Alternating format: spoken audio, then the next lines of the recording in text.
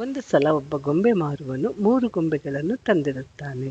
ಆ ಗೊಂಬೆಗಳ ಬೆಲೆಯಲ್ಲಿ ಒಂದು ಗೊಂಬೆಯದು 500 ರೂಪಾಯಿ, ಇನ್ನೊಂದು ಗೊಂಬೆಯದು 1000 ರೂಪಾಯಿ, ಮತ್ತೊಂದು ಗೊಂಬೆಯದು 2000 ರೂಪಾಯಿ ಆಗಿರುತ್ತದೆ. ನೋಡಲು ಒಂದೇ ತರಹ ಇದ್ದರೂ ಅವುಗಳ ಬೆಲೆ ಏಕೆ ವ್ಯತ್ಯಾಸ ಇದೆ ಎಂದು ಗೊಂಬೆ ತೆಗೆದುಕೊಳ್ಳಲು ಬಂದಿರುವ ಒಬ್ಬ ವ್ಯಕ್ತಿ ಕೇಳುತ್ತಾನೆ. ಆಗ ಗೊಂಬೆ ಮಾರುವವ ಗೊಂಬೆಗಳ ಬಗ್ಗೆ ಈ ರೀತಿ ಹೇಳುತ್ತಾನೆ. ಒಂದು ಕಡ್ಡಿಯನ್ನು ತೆಗೆದುಕೊಂಡು ಒಂದು ಗೊಂಬೆಯ ಕಿವಿಯಲ್ಲಿ ಇಟ್ಟರೆ ಅದು ಇನ್ನೊಂದು ಕಿವಿಯ ಮುಖಾಂತರ ಹೊರಹೋಗುತ್ತದೆ. ಎರಡನೇ ಗೊಂಬೆಯ ಕಿವಿಯಲ್ಲಿ ಇಟ್ಟರೆ ಅದು ಬಾಯಿಯ ಮುಖಾಂತರ ಹೊರಹೋಗುತ್ತದೆ.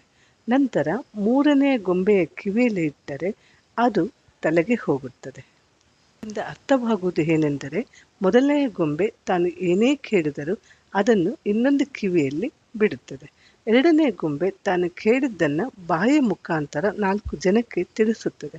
ಆದರೆ ಮೂರನೇ ಗೊಂಬೆ ತಾನು ಕೇಳಿದ್ದನ್ನು ತಲೆಗೆ ತೆಗೆದುಕೊಂಡು ಅದು ತನ್ನ ಜೀವನದಲ್ಲಿ ಅಳವಡಿಸಿಕೊಳ್ಳುತ್ತದೆ. ನಾವು ಎಷ್ಟೋ ವಿಷಯಗಳನ್ನು ನೋಡಿರುತ್ತೇವೆ, ಕೇಳಿರುತ್ತೇವೆ, ಓದಿರುತ್ತೇವೆ. ಅವುಗಳಲ್ಲಿ ಎಷ್ಟೋ ಒಳ್ಳೆಯ ಅಂಶಗಳನ್ನು ನಮ್ಮ ಜೀವನದಲ್ಲಿ ರೂಢಿಸಿಕೊಂಡರೆ ಜೀವನ ಇನ್ನೂ ಹೆಚ್ಚಿನ ರೀತಿಯಲ್ಲಿ ಅರ್ಥಪೂರ್ಣ ಆಗಬಹುದು ಅಲ್ಲವೇ?